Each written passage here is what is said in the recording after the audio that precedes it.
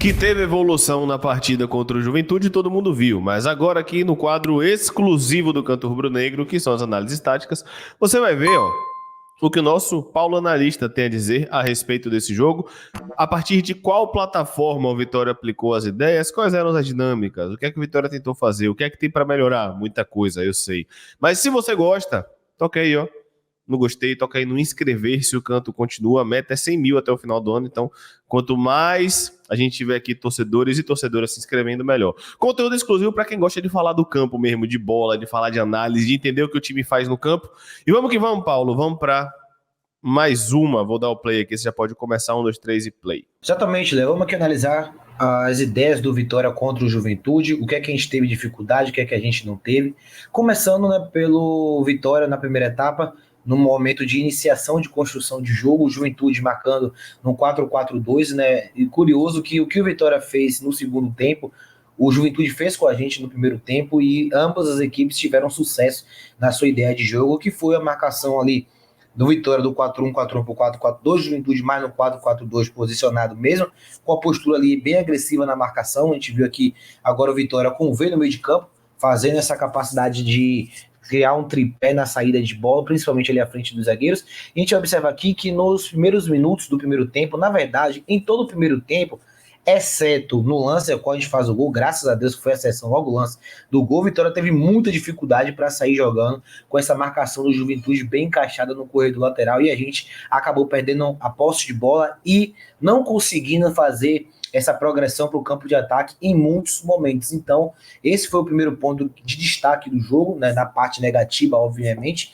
que para mim o Vitória teve ali um pouquinho de dificuldade quando o Juventude teve as linhas mais altas, quando o Juventude teve ali a agressividade na marcação com o Nenê, com o Eric Farias, com o Marcelinho pela esquerda, os dois volantes que saltam e cobrem muito, que é o Eric e o Jadson, e do lado direito também o Lucas Barbosa, que é um ponta que tem se destacado também por ações defensivas no Campeonato Brasileiro, e o Vitória tinha até a iniciativa, a palavra mais adequada, de querer construir mais o jogo em alguns momentos, só que a postura do Juventude aqui, obviamente, temos que dar também um mérito ao adversário, não estamos aqui somente dizendo que foi um demérito do Vitória, tem muito do mérito do Juventude, que conseguiu dentro do 4-4-2 e muito somente apertar, pressionar a nossa saída de bola. Aqui a gente está vendo a variação para o 3-3, né, da saída de bola, com o Lepo baixando mais para o Esteves subir, e aí a trinca no meio de campo, como a gente falou, com o Luan mais preso. Na direita o William, na esquerda o Caio Vinícius, e a gente viu ali no primeiro tempo uma sucessão de bolas longas, principalmente do Camutanga e do Lucas Arcanjo, e a maioria delas, se não todas, sem êxito, né, na tentativa de conseguir vencer essa primeira bola. Em alguns momentos a gente vai observar que a gente conseguia disputar a segunda bola e aí a gente conseguiu ter uma iniciação de jogo melhor.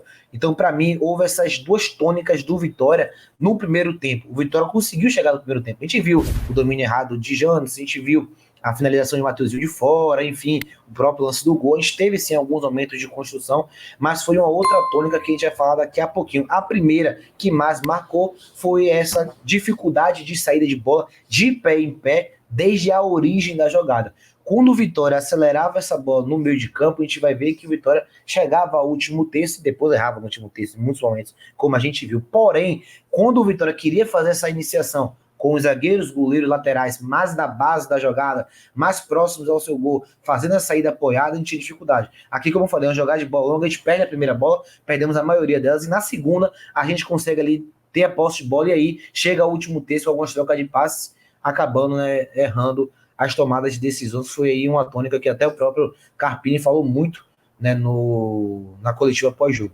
Segunda tônica que a gente observar do Vitória aqui já é algumas situações e momentos do Vitória na organização ofensiva, para a gente entender um pouquinho mais, começando, né, pela plataforma de jogo. O Vitória ali no 4-3-3, bem definido nessa imagem, como vocês podem ver, com o Luan ali atrás. É claro que sofreu várias variações, como por exemplo 3+3, como a gente trouxe, com o Lepo baixando e o Esteves saindo um pouquinho mais. Aqui a gente pode observar o jogo de aproximação pelos lados do campo, que já é uma característica do time de Thiago Carpini desde o Água Santa, o Juventude. No Vitória também tem buscado esse jogo. E aqui a gente vai fazer análise do gol do Vitória, uma jogada que, graças a Deus, como eu falei, foi uma das exceções do Vitória desde a saída ali de bola com os zagueiros laterais. Como eu falei, Vitória, não é que o Vitória não conseguiu sair triangular, fazer passe, conseguiu, mas quando essa bola vira lá de trás, da origem, Vitória não conseguia tanto. Esse aqui foi a exceção. Uma jogada de triangulação curta ali, com o Lepre fazendo um belíssimo papel por 2 passes, depois o Luan fazendo a inversão de jogo, né, uma das poucas inversões que ele fez na partida, né, mostrou que tem capacidade para ser mais agressivo do que é, e depois o Oswaldo buscando Esteves em profundidade, também característica do time de Carpini, e o William Oliveira, novamente característica do time de Carpini, pisando na entrada da área para fazer o gol de esquerda. Então, um belíssimo gol do Vitória. Esperamos que no próximo jogo a gente veja mais dessas ações do que do primeiro vídeo que a gente trouxe dos erros quando o Vitória era pressionado na sua saída de bola. O terceiro vídeo é sobre a tônica que eu falei do Vitória na partida. Bom, pode ser até um paradoxo e contraditório eu falar que o Vitória errou tanta bola, né, na saída e mostrar essas bolas que o Vitória errou, mas também falar que o Vitória chegou muito. E aqui tá a explicação para isso. O Vitória chegou muito em situações de ataque rápido e situações de transição ofensiva, ou seja, momentos onde o Vitória teve ali acelerações rápidas e troca de passes rápidos para chegar ali no último terço, né? Lembrou um pouco, né, o time ali de Léo Condé nesses aspectos de transição, coisa que o Carpini também tem no time dele. O Juventude, a gente trouxe aqui na análise que o time de Juventude tinha muita força na transição ofensiva, e o Vitória nesse jogo mostrou isso em alguns momentos, conseguindo ali, como eu falei, situações de transição ofensiva, contra-ataque ou ataques rápidos. A gente chegava ali no último terço, não vou falar com uma certa facilidade, mas pelo menos com a probabilidade de fazer uma situação de gol. Aí, mais uma vez, a gente acabou se deparando em finalizações erradas, erros de domínio, outras situações como essa aqui. Outro cenário, né, de transição do Vitória, onde a gente vem atacar o espaço, quando o Juventude não conseguia exercer essas primeiras linhas de marcação, pressão no Vitória, dava esse espaço para o Vitória aí, com as associações na direita, Mateuzinho, Lepo, triangulando bastante, aproximando bastante, a gente chegava no último terço. Na esquerda, o Oswaldo. O Esteves demorava um pouco de se aproximar do Oswaldo, mas ainda assim, quando aproximava, gerava ali algumas situações ofensivas bem interessantes para o Vitória. Então, para mim, foram essas tônicas do Vitória no primeiro tempo. Uma parte do Vitória que, na origem, jogadas de pé em pé, não funcionou tanto, com exceção do gol, como eu disse, graças a Deus foi exceção, de um Vitória que teve mais agressividade no momento ofensivo, quando tinha esse espaço cedido pelo Juventude, uma perca da posse de bola na frente, ou realmente não conseguir fazer essa pressão e depois ceder espaço no meio de campo. Então foi o Vitória ofensivamente no primeiro tempo. A gente vai trazer também a evolução do Vitória ofensiva no segundo tempo, que foi o mais marcante. Agora o momento defensivo do Vitória, para a gente entender de uma vez por todas como é que o time de Carpini está se comportando com os 3 volantes. Vitória que marca ali no 4-1-4-1, porém tem uma variação muito clara e evidente nessa estrutura do Vitória, que é o 4-4-2, em variação, quando um dos volantes salta para pressionar o zagueiro adversário. Aqui a gente viu o 4-1-4-1, vamos ver aqui em outra oportunidade a Vitória com o 4-1-4-1, com o Luan no entre-linhas. O Luan tem ajudado bastante esses entre-linhas, porque a gente fala muito que o 4-1-4-1 cede espaço, mas também esse volante por dentro, para fazer uma marcação individual,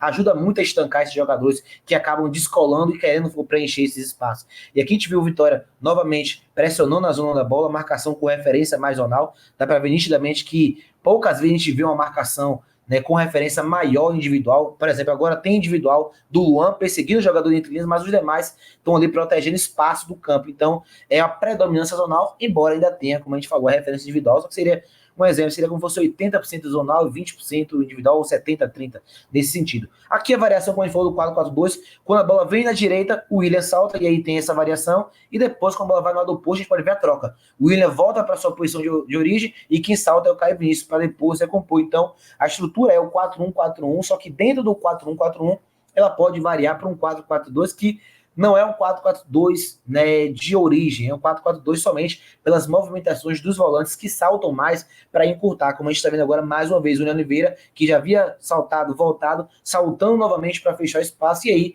quando ele vê que não consegue fazer a marcação, ele volta, recompõe para, quando a bola roda no outro lado, o Caio Vinícius fazer a mesma movimentação. Então aqui é uma dinâmica muito clara, uma variação muito clara do time de Carpini, e que tem funcionado bastante, né? Porque, como eu falei, o Luan fazendo essa perseguição individual, muito somente ali entre linhas, fechando o meu espaço, tá momentaneamente conseguindo estancar um pouco a sangueira que a gente estava fornecendo no entre linhas em outros jogos. Com o Condé, quando a gente foi para os 3 volantes, a gente viu também essa tônica. A Vitória melhorou, né? Principalmente nos Bavis, esse espaço ali no entre linhas. Então, o que dá a entender que realmente daqui para frente o Vitória vai ter que jogar com os 3 volantes, porque no ano, quando foi para os 3 volantes, estancou muitas sangrias que a gente estava tendo. Então talvez a gente tenha que realmente manter aí para muitos jogos. Para o torcedor que não gosta, vai ter que aceitar um pouco essa situação.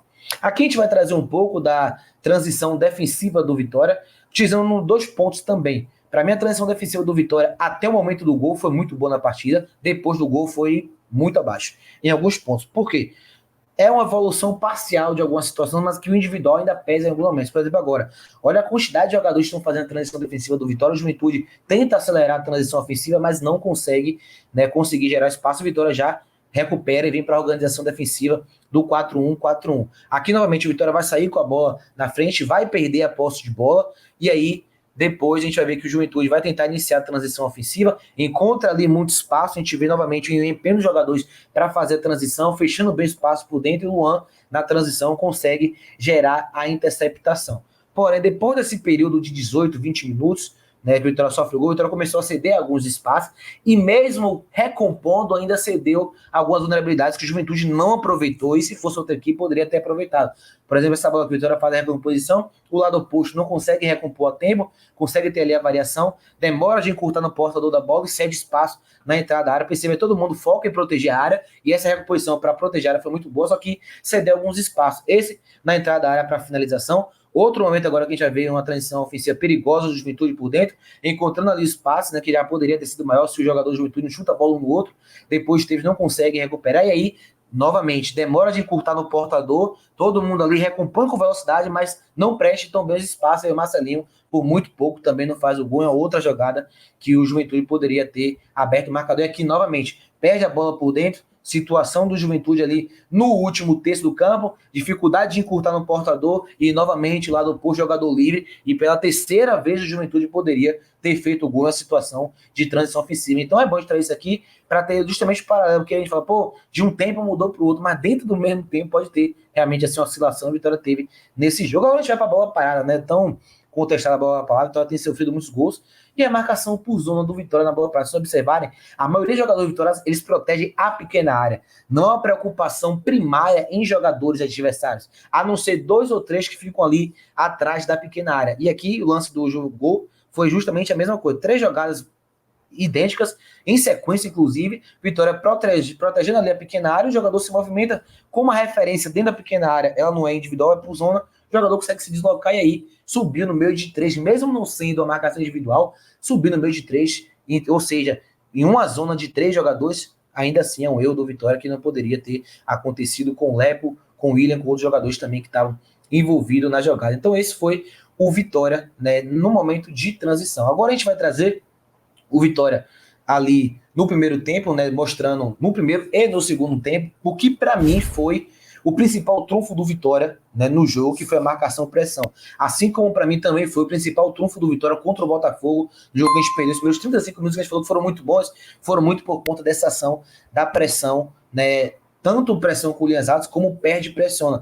No primeiro tempo, eu falei até isso na coletiva, e gostei que o Carpini reforçou na coletiva pós-jogo, que eu falei no pré-jogo, melhor, no intervalo, que o Vitória estava fazendo a marcação-pressão, porém, não era predominância. O Vitória subia, voltava e ficava 5, 10 minutos, bloco baixo. Aí depois subia novamente. Então a gente viu que não era a ideia primária. Era situação de jogo que os jogadores entendiam e faziam esse salto. No segundo tempo, não. No segundo tempo, a gente já vê que foi realmente ali uma determinância do treinador, porque foram 25, 30 minutos de Vitória só em bloco alto. Não teve recuo das linhas. Só ali que o Vitória cansou, fez mudanças que acabou ali, algumas delas prejudicando, como a entrada do Luiz Adriano, do Culebre em algumas situações. E aí a gente viu que o Vitória acabou recuando. Mas, de um modo geral, o segundo tempo, a predominância da marcação-pressão com as linhas altas foi bem maior. A gente viu ali o Alejandro saltando mais no goleiro, com muito mais frequência. O Naldo pela esquerda também entrou com esse papel de saltar e encurtar. O Zé Hugo também fez um papel muito interessante, assim como o Mateuzinho. Os dois, um em cada lado da ponta, trouxe bem essa pressão e o Juventude não conseguiu sair. O Juventude não conseguiu jogar. Essa jogada de pé em pé, trabalhada do Juventude, que eu disse, né, no pré-jogo, que não tinha mudado muita coisa com relação ao time de Carpini para o de Roger agora, e a própria pergunta que fizeram a Carpini foi sobre isso, de como o Juventude ainda é tão semelhante ao dele, e Carpini, por entender isso, montou a marcação-pressão e tirou essa série de bola do Juventude. O pé em pé do zagueiro, o pé em pé do goleiro, o pé em pé do lateral, não existia. Por mais que trocasse 3, 4 toques, quando verticalizava, o Vitória estava ali abafando bem a zona da bola. Quando a bola entrava no lado direito, tinha uma pressão intensa ali, como agora a gente está vendo 4 jogadores, 5 nos 5 do Juventude, protegendo a zona da bola, e aí o Juventude não conseguia verticalizar,